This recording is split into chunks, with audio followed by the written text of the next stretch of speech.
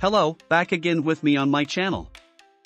In today's video we will discuss how to create a poll on a Facebook page.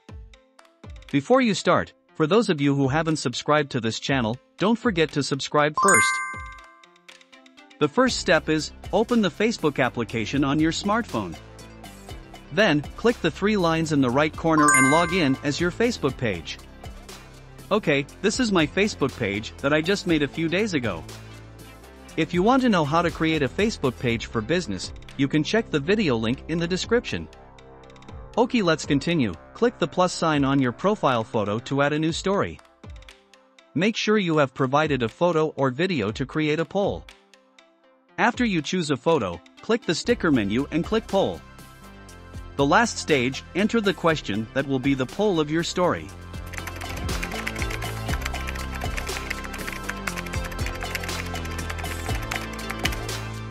This is the result of the story we polled in it.